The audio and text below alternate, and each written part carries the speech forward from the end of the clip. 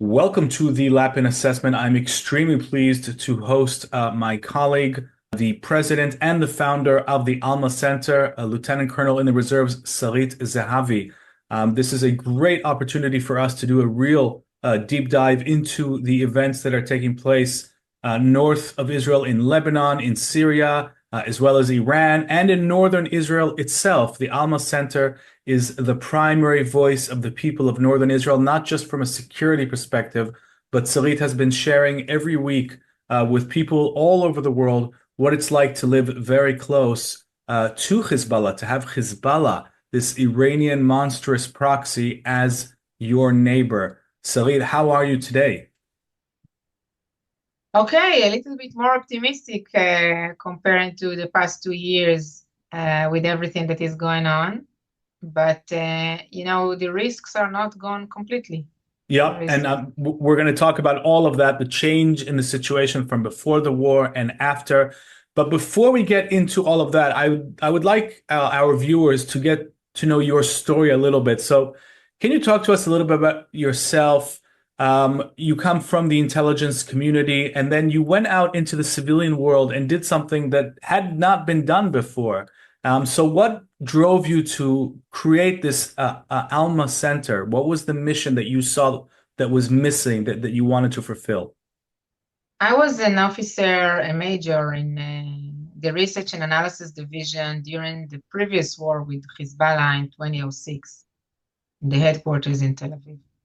And I witnessed very closely the misunderstanding of international community of what it's like to fight terror, and what it's like to fight a terrorist organization that is using its own people as human shields and targeting, launching rockets from populated areas to populated areas.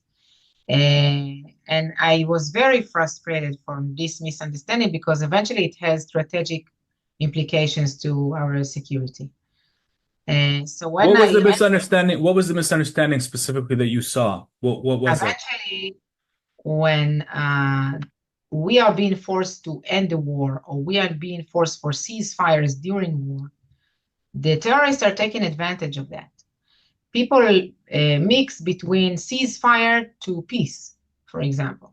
Okay, Right. terrorist organizations that don't acknowledge Israel's existence, they don't want peace with Israel. They want a ceasefire in order to enable them to reestablish their terrorist infrastructures. This was true in 2006, and it is true today. Yeah. And I felt that, especially with regard to the North, there is a lot of lack of knowledge, misunderstanding, and a lot of knowledge is inside the intelligence community, and nobody knows about it. A lot of knowledge is only in Hebrew or in Arabic, and nobody knows about it. People don't really understand what is Lebanon, what's the border looks like, how it's like to live next to a border. Like, one of the most annoying questions that I got is, why do you live next to the border? As if there is a difference between living next to the border with Lebanon or living in Tel Aviv. They both got missiles and destruction during the current war. Yeah. So there is a difference. There are differences, but eventually for Israelis, we need to keep them both. We cannot, just give up areas of Israel. Yeah, because that would be like a domino effect. You give up the North, Uh, you might as well and give up and the this, by the country. way, this was the situation during the war that people were complaining about the fact that Israel abandoned Yeah. its northern part. So for me, when I ended my service in 2014, after I was assigned to the Northern Command and served a few years in the Northern Command and briefed many delegations that came to the Northern Command, from journalists to military personnel and officers and generals, I like witnessed firsthand this misunderstanding while I was briefing. And when I ended my service, this was 2014, I wanted to establish something or a platform that will provide this kind of knowledge. So I started as a one-woman show on the border with some binoculars and some maps. But I didn't have intelligence anymore when I ended my service. I needed something else to gather the information, to make the research and to create visuals around it, because eventually people that are coming from overseas, they need to see something. Yeah. And that way, I was very lucky to meet a foundation that supported social entrepreneurs in the Galilee and supported me and made me dream about that. And that's how I established Alma Center, which is today, it's an institution that is recognized worldwide, that provide exactly this kind of knowledge. And I don't hide my agenda. Eventually, I'm an Israeli. I want to do something good for the state of Israel. Maybe I'm biased. I think everybody's biased. I Yeah. live up north. I live 9 kilometers from the border. It means that I experienced the war firsthand, and our community was not evacuated. So we live there. We live here under attack for 14 months. Which community is this? This is Kfar Vradim. Kfar By the Vradim. way, during the war, I avoided from saying the name of the community. I was very much afraid to end up with Hezbollah terrorists in my living room. They threatened us during the war and before the war. They threatened, this is important to highlight, Hezbollah specifically threatened the Alma Center. And if I recall correctly, these threats also included listing your coordinates, the coordinates of the center, and they could have acted on that. They had precision guided missiles, and they could have put the coordinate in the computer and sent that missile to the Alma Center. Now, that means that you must have been doing something really, really to annoy them. And before I'm going to ask you what that is, you brought up another interesting point, which was the difference between bias and dependability. I happen to think that bias has nothing to do with the quality of the information. I agree with you. Everybody's biased. The question is, are we bringing facts to the table or not? Or are we bringing a distorted... Yeah, but eventually you choose which facts you present. Of course, we don't lie. And if we see something that we think is not reliable or that is not exactly the truth, so we don't publish it. And that's the test. We publish only what we believe is either the source is reliable or it makes sense with what Hezbollah is, or it makes sense with the reality. We don't always prove exactly, hard proofs everything that we say, but if we don't have the proofs to everything that we say, we are transparent about it. We are saying that we don't have proofs that this is an assessment.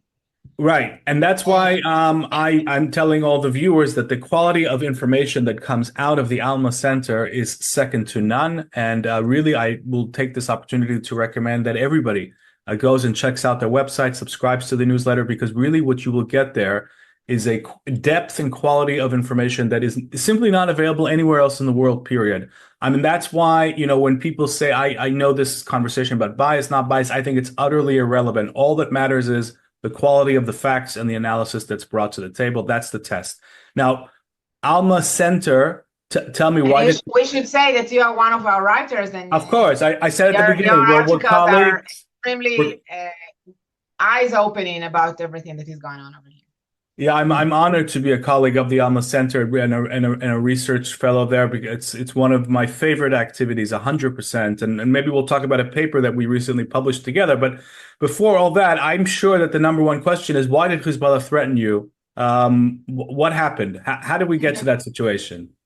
So the first time was when we published, actually it was the first report that we published around Hezbollah military capabilities. And I need to explain something. When I established Alma Center, I said that no way we can get any information about its military capabilities. Now, to say that Hezbollah has 150,000 rockets, whatever, this is not information. This is, everybody knew that, okay?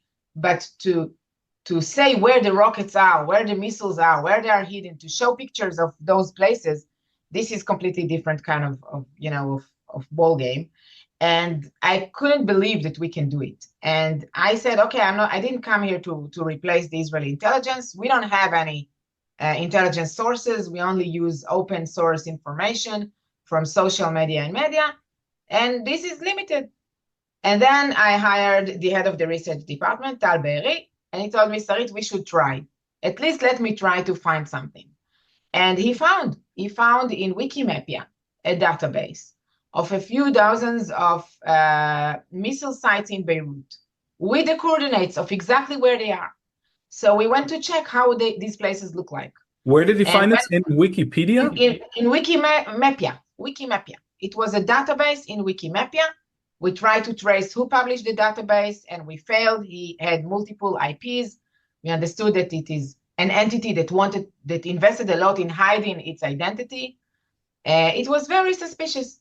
Now, we couldn't cross information. We couldn't go and knock on these doors and see the rockets. But we published a report, and we analyzed each of these places. Terrain analysis means to go and see how it looks like. And when we checked how it looked like, we saw that this is exactly the same signs, the same indications that we are familiar with of Hezbollah's storages of missiles or weapon storages, etc. That we know that this is how they operate. We know that they hide their missiles in areas which are very populated, next to open areas like a parking lot, for example, and that way they can take the launcher out of the building, launch the missiles, and take them back to the building, okay? Right. Or just very easily take the launcher out and put the rockets on the launcher. And all these sites were the same, were in those crowded areas, sometimes next to a church, sometimes next to a cemetery. Some of them were next to the Hariri airport, sometimes next to schools. But all of them were in those places. And then you had an open area where the truck can go and launch those missiles. And we decided to publish what we know. And probably we were right, because Hezbollah right afterwards published a video with our coordinates to show that we know where they are, so they know where we are. And during the war, they published another video with all of our names. It was like they brand it as a research about Alma Center to show what Alma Center is doing. And of course, they think we are the spying agency, kind of a branch of the Mossad. Yeah. By the way, they're not the only ones who have that misconception. We have received that. I can't tell you how many times I've needed to tell people this is open source information. People here are working around the clock. This is not some government agency. But it's very easy. If you open the reports, you can see the links. See the sources. Yeah, all the sources are there. But people believe what they want to believe. So yeah. To tell you the truth, I ended my service more than a decade ago. The field of open source information was very different a decade ago. Mm-hmm. Today, you can find so much in the media, which we didn't have in the past. Like when I was an officer in the army and I needed to see a place, a building somewhere, everything is on the media. Everything is on Google Earth. I don't need any special program or any special sources or nothing. It was so easy. Right. To the extent where, you could argue that in the lead up to October 7th, there were enough, even just open source red flags to have provided an intelligence warning. Completely. Unfortunately, we talked about it a lot. And we in the Alma Center, we warned during the year and a half before the war, we warned many times that the Shiite axis is preparing for war, that Hezbollah is preparing for war, that the Radwan brigades, which are the parallel to the Nukhbas of Hamas, the elite unit that was supposed to invade to Israel, are prepared for war. We saw them on the border.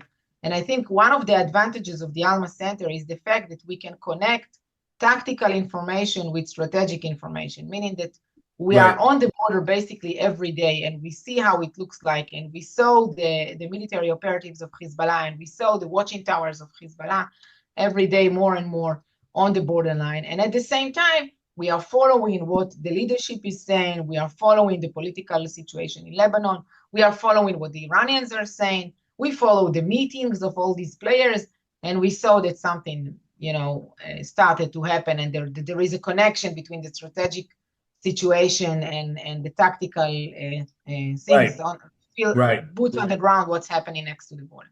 Mm-hmm. So what's really interesting is when you describe how you brought the tools that you became a specialist in terms of processing data, the cross-referencing, you see a sign of one, you compare it to another source. To the extent that it's possible, can you just tell us a little bit about how that works? Well, is cross-referencing the key to intelligence work? No, No, to Okay. tell you the truth, it's really, really difficult in my world, at least. I don't know elsewhere. It's really difficult to cross information. Sometimes you get a single piece of information and you wouldn't get another one about the same topic. As I've said, what you need to do is to gather more information, which is sometimes, I hope I will say it correctly, circumstantial. Yes, Yep. Yep. word. Okay.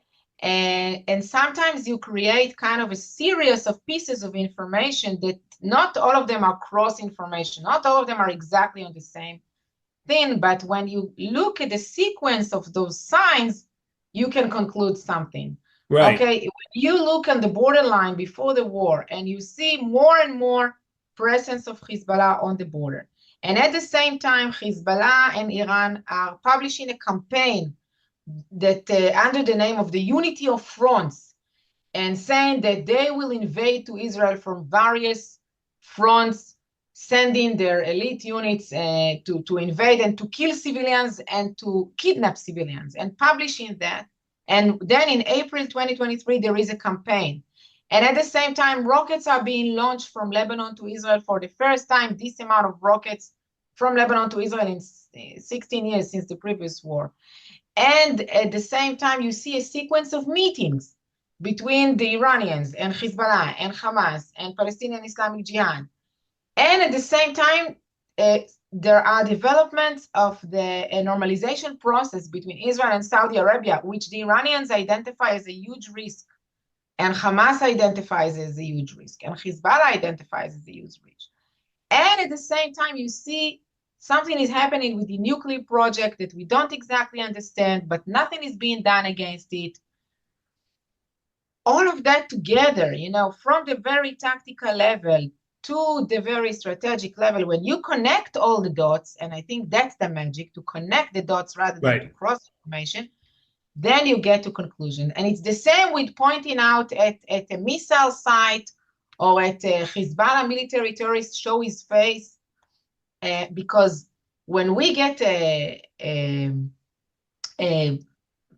textual information about, for example, missile sites in Syria, I'll give you a nice example. In a place named, I can't remember, something with Ali. Can't even remember the name. It was a few years ago.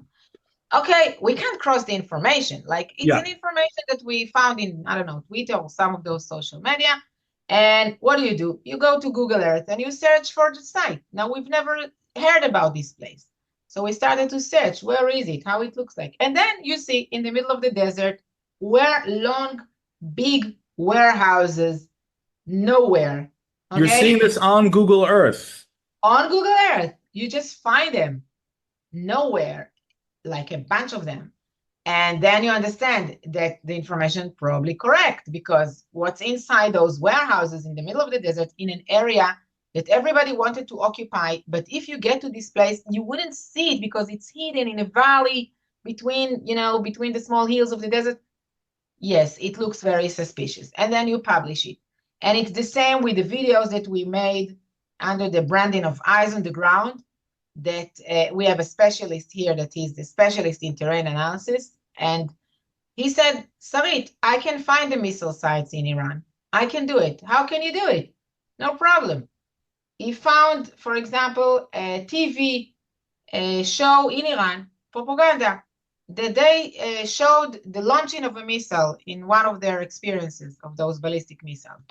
And he saw how the ground looked like, some signs on the ground. And then he found it in Google Earth. He started to scan the area.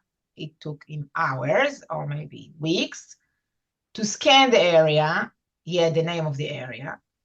And then he found it. He found the exact place. And then in Google Earth, he saw the silos of the missiles. Unbelievable. That's incredible. And that's really connecting the dots. As I've said, that I don't see that happening in any other civilian organization, at least. So that is really incredible. And I'll post a link. Actually, it's using intelligence methodology.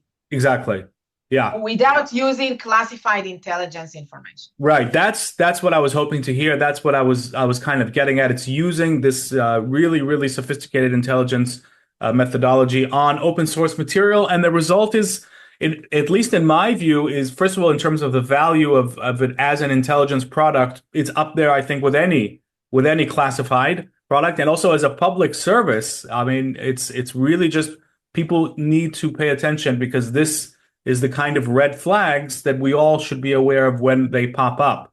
Now, you mentioned the lead up to the war, and you and I and Tal Berry, the head of research department, we all published a paper that we've been working on for a very long time, basically doing exactly this, connecting the dots and trying to figure out.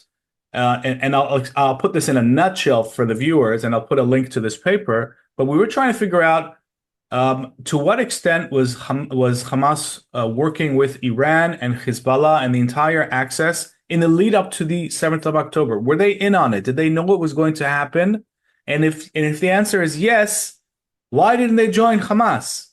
It seems to me that we came to the conclusion that there's very little doubt that they were in on it, that they knew they were part of the planning. We have the documentation for this, including documents that came out of Gaza and the various connection of the dots that you were just talking about, the activities in Lebanon prior to the attack, the 7th of October massacre. So we don't have much doubt in our mind that the whole Iranian axis was in on it. And so what I'm going to ask you is, why do you think on that terrible dark morning, at 7th of October, 6:29 a.m., why did Hamas find itself acting on its own?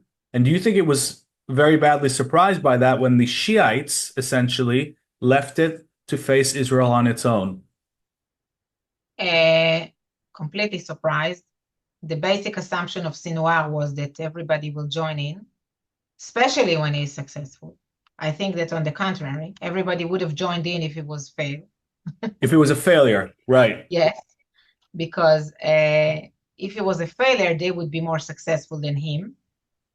And Hezbollah and Iran could not afford to be less successful than Hamas. Hezbollah had the reputation of the leading professional, biggest proxy of Iran in the region.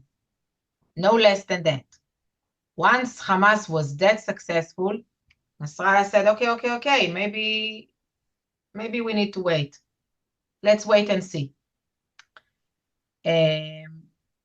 We don't know. We don't know whether there was miscoordination about 629 or the deliberately Sinwar surprised Hezbollah, or the deliberately Iran and Hezbollah decided not to join at the same moment. But when this moment passed and it became 7 a.m., it was too late, because they were very successful, because they lost the element of surprise. And I think this was the moment that Nasrallah said, let's think about it. And he didn't stop thinking about it until the day he died. Right. Until the day he died, Hezbollah was prepared and daily considering the option of invasion. Everybody should understand that. And we learned that by analyzing the IDF attacks. And when you see the IDF, by the way, until today, we use the IDF attacks to analyze Hezbollah. It's funny to say it, but you can learn a lot when you analyze the IDF attack. You can learn a lot about what Hezbollah is doing. Right. So when you analyze the IDF attacks during the war, and you see, for example, that, can't remember the exact date, I think it was in September, that Ibrahim Akil, the head of operations of Hezbollah, was killed with 14 commanders of Radwan brigades. This is an amazingly important meeting. Okay, all of them went in the same room together. It's not something that happens every day, that you gather all your field officers together to do what?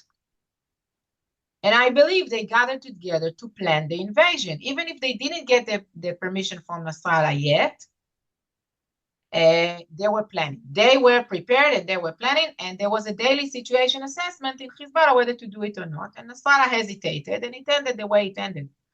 Yeah. But I think he will take he took the secret to his grave. We will never know exactly who surprised who. Uh-huh.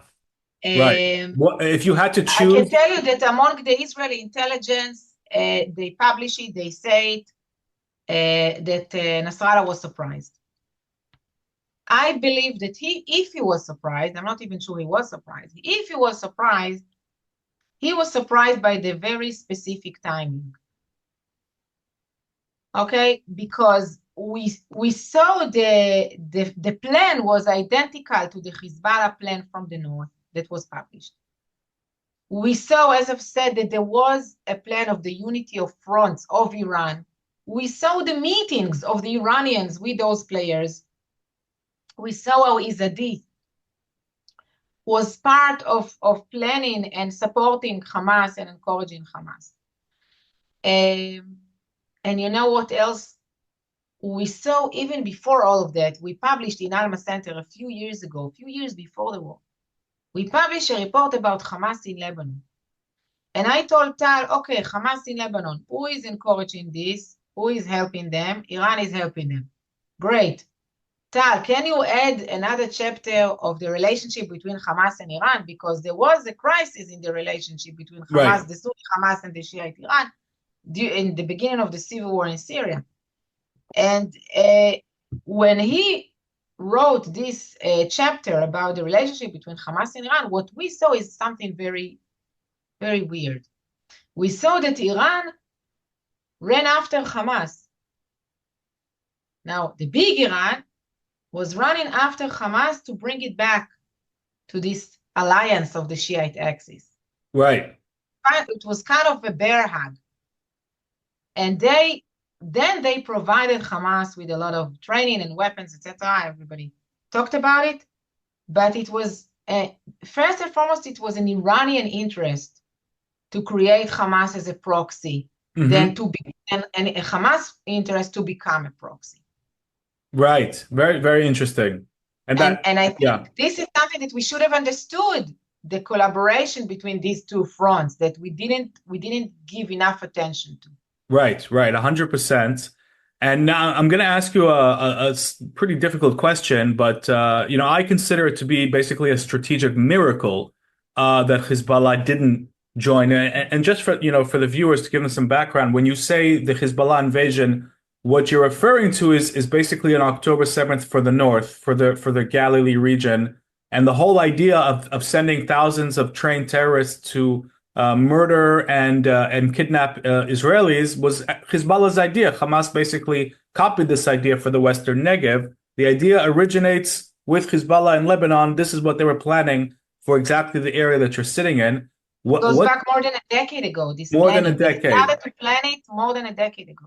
Right. So what do you think would have happened had we not had this strategic miracle and Hezbollah would have gone ahead and joined Hamas? We heard assessments that they would have gotten as far south as Haifa. These are terrible scenarios, but I think it's worth pausing just to realize how close we came to an even bigger disaster. I think it was so close that we can't ignore, the ramifications of this. I wouldn't be here speaking to you. That's first thing. Right. The people of the North, it's funny to say it after everything that happened to us. On my way here this morning, I just thought about it, that all Israelis are under a trauma of what happened here. Like it's something that, how do you raise children that know what our children know?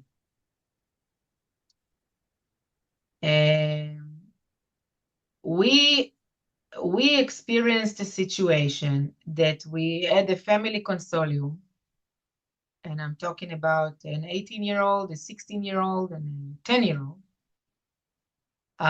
of what to do if we hear gunshots outside at the beginning of the war. At first, I evacuated them. At October 8th, when Hezbollah started, I was positive that they are going to invade, and I evacuated my kids. And after a few weeks, they insisted on coming back because they had the sirens in Herzliya, in Tel Aviv. And they said, okay, if we have the sirens, mommy, we want to be at home. It doesn't matter. And okay, you want to come home. now let's talk about it. What do we do? So they all packed bags. The bags were next to their beds. They all knew that if they hear sirens, they put on their shoes. This is the first thing they do. Now we have 15 seconds to get to the bomb shelter before the rockets hit the ground. It doesn't, you can't make it in 15 seconds. Okay, only if you're next door to the shelter, which we're not. If you're in bed, you can't make it. And then if you hear gunshots, what do you do? So we told them, you're not going to the bomb shelter if you hear gunshots, because we saw what happened to our brothers and sisters in the south. We said, if you hear gunshots, and since we live 9 kilometers from the border, we have a little bit of time to run away. So let's all get to the car as quickly as possible and run away. And now there is a discussion, what do you do? What do you do if you hear gunshots? If you run away, somebody may shoot at the car. Somebody may think we are the terrorists. It's a lot of scenarios that runs to our minds as parents of how do we defend the children. And like I'm speaking about myself, but imagine that there were hundreds of thousands of Israelis that had the same dilemmas in the north. 60,000 of them were evacuated. By the way, not by the government. They went out immediately in October 7 or October 8. And after a few days, the government made its decision to compensate them and to give them hotels and to take care of them, etc.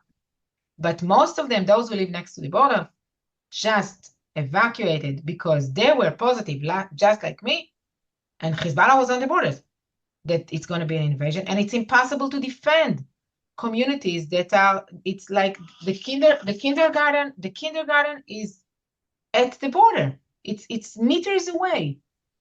You cannot defend those communities if you are surprised. Right. Mm-hmm. And they didn't have any weapons, by the way. So the scenario is horrifying when we think about it, when we think what Hamas had made. And, sometimes I hear, and it makes me angry, journalists ask me, yes, but Hezbollah are more civilized than Hamas. So they will not rape the women. Like, what are you telling me? I'm amazed that you heard that statement. Is this any confrontation or make me more secure? First of all, there's no grounding for that assumption, in my view. None whatsoever. I don't know what they're basing that on, because I'm sure that those same people, if we had talked to them about what Hamas did, they would say, "Oh, they wouldn't be that." That's a level of naivety, I think, that's just shocking. But okay, so the consolation is what death squads. That's the consolation. Okay. So, and what you're saying is totally clear. And again, I think, it's really worth, even in Israel, I'm not sure the public is fully aware of not only what the Hezbollah plan was, but the infrastructure, how they turned every village that was in, a certain distance of the border into a base of invasion. That's what it was. They had underground bunkers filled with, RPGs and anti-tank missiles, and those were not for tanks. Those were for homes. We know that Hamas... They were launched against homes during the war. And they launched... Of course. They killed Israeli civilians. Yeah. But they wanted to go in and actually launch them against homes from no distance and against cars and basically lay waste to the north. So that was what they planned. And Hamas got their operational inspiration from there. And so I think that even today, it's not clear to everybody what the extent of the danger was. And you were obviously at the forefront. So what I want to ask you, we have time for 2 questions. That's what we have left for. So the first question I want to ask you is, how do you feel now? You've got 5 IDF bases in front of you. And that's a different situation. When you look across the border, you hopefully see an IDF presence, and you know that Hezbollah has been severely degraded, but we've just had, waves of airstrikes in recent days because Hezbollah is trying to rebuild. As you said at the beginning of this broadcast, that's what they do. That's what they use ceasefires for. So how do you feel personally as somebody who can visually see the enemy? Do you feel much safer? Do you feel a little safer? How does it look like from where you are? I feel safer today. And I think, again, when you tie what's happening on the northern border to what's happening in everywhere in Gaza and with Rising Lion in Iran. When you tie everything together, I strongly believe that the situation of the state of Israel today is much better than it used to be 2 years ago. We did have phenomenal military achievements that are now being translated as we speak to diplomatic achievements. Now, I don't know if the project of disarming Hamas or disarming Hezbollah will succeed. Actually, I believe it will not succeed, at least with Hezbollah. Maybe with Hamas, we have better chances. But I do believe that the fact that they suffered a huge damage, and the fact that there is a motivation inside Lebanon and within the international community to disarm Hezbollah, and there is a recognition in those places of the need to disarm Hezbollah, to truly disarm Hezbollah, not to fool us again. This is a progress. This is better. There is something to work with. At the same time, as you mentioned, I do think that the only one who is disarming Hezbollah today is the state of Israel. Let's not be mistaken. It's not the Lebanese government. I saw in the United States, I think it was the White House, but I'm not sure whether it was the White House or the Pentagon, a statement that last week that the Lebanese armed forces found 10,000 rockets. You know how many rockets I've seen that they found in pictures? Maybe 20. So 10,000 is the claim, and visually we know 20. I don't know Maybe what 20. percentage of the gap is, but Now, maybe the IDF got pictures. I don't know. Maybe the Americans got pictures. I don't know. I have open source. I am a resident of the North. I was attacked by those rockets. I saw them above my head every day. I want to see proofs. yeah. That's it. I want to see the proofs. I think we are entitled to see those proofs. That's one thing. Second, I don't know, where did they find those rockets? Truly those rockets were useful, or these are the rockets that IDF already attacked and they only took off the debris? What's the percentage of 10,000 out of what? How much do they have left? What's the type of, I don't know, I don't have any details around that. So I'm sorry, I'm a person of details, I'm a person of information. I want more, I want to know more to feel more secure. Yeah. So I do believe that the achievements are amazing. I do believe that Hezbollah has a huge problem today, but it is working in reconstruction as we speak. And people should see the full picture. They do have a problem. They are working in reconstruction, and we should not fall asleep again. We should make sure that we are disarming Hezbollah step by step, day by day, every day, making sure that those difficulties are intensifying and not being smaller because we got tired of that or I don't know what. That's the future. So if you ask me today, I feel much safer today. But I don't know whether I will feel much safer within a few years. Right. That's the biggest question. And that's my motivation to continue this project of Alma Center and to continue to talk about it. If I would have felt completely safe that, like in the Bible, you said, and the wolf with the sheep will resign, fine. It's not the situation. Yeah. Unfortunately, Iran, the Ayatollah's regime and the Islamic Republic still exist. Hezbollah lost a lot of things. It didn't lose its motivation. Hamas didn't lose its motivation. And those enemies, that's why it's not peace, unfortunately. Right. And the last thing I wanted to ask you, and it's very much related to what you've just said, is when you look south at what's going on in Gaza, that's where the world's attention is now fixated.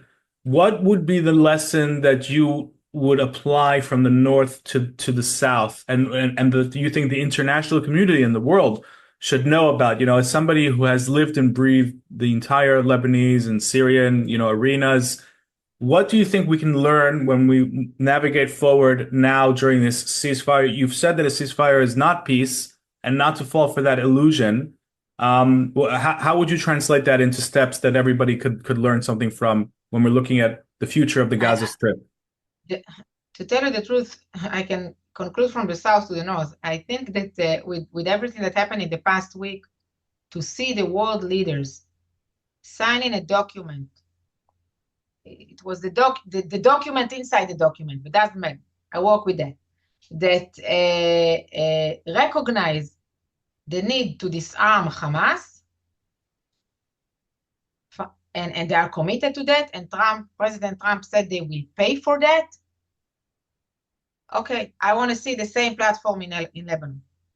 Now in Lebanon, it was not as clear. There is no summit like this. The resolution in the UN is much more vague.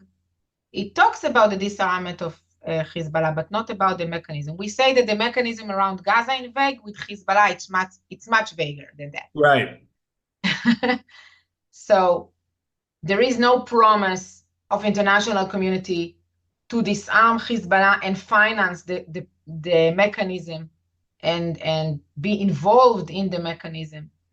UNIFIL, it's not a mechanism to disarm Hezbollah, okay? Right. Was never supposed to be a mechanism to disarm Hezbollah.